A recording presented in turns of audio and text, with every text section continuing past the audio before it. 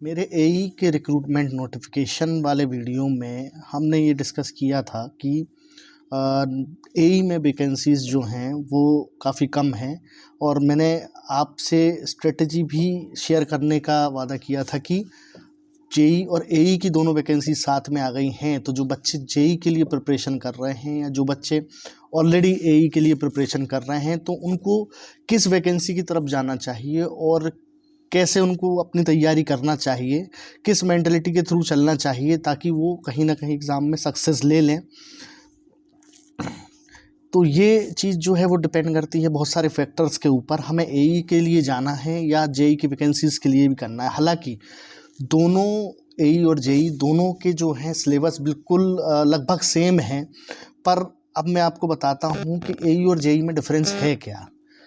एई का जो एग्ज़ाम में जो आपको पेपर देखने को मिलेगा, ज़्यादातर आपको कॉन्सेप्चुअल क्वेश्चंस आएंगे, न्यूमेरिकल बेस्ड क्वेश्चन ज़्यादा रहेंगे जिनमें आपको अपने कॉन्सेप्ट यूज़ करने पड़ेंगे ज़्यादातर और बहुत ही वाइड सिलेबस रहेगा। ज़्यादातर आप सोचेंगे कि आपको पावर सिस्टम या मशीन में से क्वेश्चंस ज़्यादा मिलेंगे, नहीं, आपको इंस्ट्रूमेंटेशन मिलेगा, आपको पावर इलेक्ट्रॉनिक्स मिलेगा, आपको मेज़रमेंट मिलेगा, आपको कंट्रोल सिस्टम जैसे सब्जेक्ट ज़्यादा मिलेंगे एई के पेपर में as compare to JEE.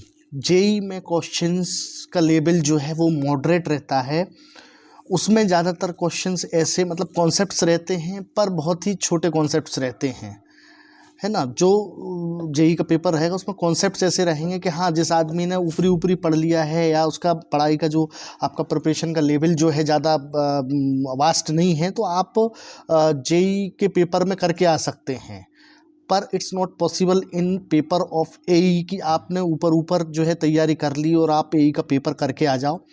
It's not possible. ठीक है, सिलेबस दोनों के लगभग एक ही हैं, पर दोनों का जो एग्ज़ाम होता है वो उसमें अंतर आ जाता है। एई का जो पेपर है वो is tough as compare to JE का पेपर, ये बात हमको ध्यान रखनी पड़ेगी।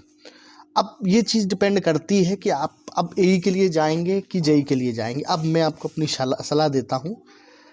सलाह ये है मेरी कि आप अगर बहुत लंबे समय से प्रिपरेशन करते आ रहे हैं, आपने बहुत करीबन 1 साल, 1.5 साल, 2 साल से आप प्रिपरेशन कर रहे हैं, आप कॉन्सेप्ट्स के बिल्कुल जो है अंदर तक चले गए हैं, थ्योरेटिकल प्लस जो आपके कॉन्सेप्ट्स रहते हैं, जैसे पावर इलेक्ट्रॉनिक्स के सारे कॉन्सेप्ट्स हैं, आप चाहे इंस्ट्रूमेंटेशन के कॉन्सेप्ट्स हो गए, कॉन्सेप्ट्स आपको बहुत ज़्यादा क्लियर हैं तो आप एई की वैकेंसी के लिए आप कर सकते हैं कि हाँ, एई का हम पेपर देंगे। देखिए, पेपर भरने में बुराई नहीं है, पेपर तो दोनों ही देना चाहिए मेरे हिसाब से तो, पर हमको अपना टारगेट चुनना है। तो मैं टारगेट की बात कर रहा हूँ। टारगेट जेई बना के चलोगे, जेई इसलिए बना के चलो, एई में आपके पोस्ट कम हैं, एई का लेवल टफ होगा, एई के लिए आपको कंसिस्टेंट स्टडी की ज़रूरत है। कम से कम 1 साल अगर आपने बिना अपना एक भी दिन ख़राब किए प्रिपरेशन अगर की है, उस कंडीशन में आप कहीं ना कहीं एई के पेपर में स्टैंड कर पाओगे। जेई के लिए अगर आप पिछले 3 महीने से अपना दिल दिमाग सब लगा के जो है अच्छे से प्रिपरेशन अगर कर रहे हैं तो आप जेई के लिए स्टैंड कर सकते हो। जेई का पेपर कहीं ना कहीं आप कर लोगे। पेपर दोनों ही आप दीजिए, आप दोनों ही फॉर्म फिल कीजिए, पर टारगेट हम जेई का लेके चलें। अगर हमने अपनी प्रिपरेशन 3 महीने, 4 महीने या 6 महीने से ही चालू करके रखी है, इससे पहले हम सीरियस नहीं थे प्रिपरेशन के लिए। दूसरी चीज़, एई का लेवल हार्ड है। एई के हिसाब से आपको कॉन्सेप्चुअल बहुत ज़्यादा अच्छा देखने को मिलेगा। जेई में आप अगर 6 महीने अच्छे से पढ़ाई कर लेते हैं तो आप जेई क्वालिफाई कर जाएंगे। तो मेरी सलाह तो यही है कि पेपर दोनों डालें, फॉर्म दोनों डालें। हाँ, ये आपको डिसाइड करना है कि आप पिछले 6 महीने से पढ़ रहे हैं या साल भर से आपने तैयारी चालू कर रखी है। आपकी तैयारी का मतलब ये नहीं है कि बस हम सर कर रहे हैं पढ़ाई, नहीं, आपको कॉन्सेप्ट समझने पड़ेंगे, कॉन्सेप्ट के अंदर तक जाना पड़ेगा। अगर आपको अपने कॉन्सेप्ट्स अच्छे से क्लियर हैं और आप कॉन्फिडेंट हैं, अटेंड तो पेपर दोनों ही करने हैं,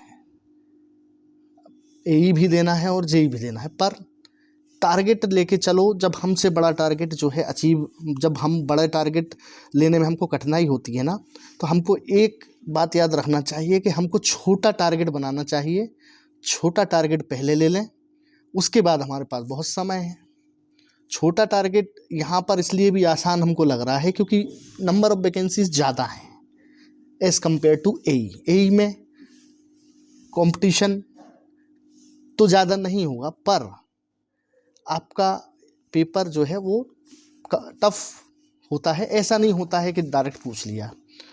तो यही बात मेरे को आपसे करनी थी।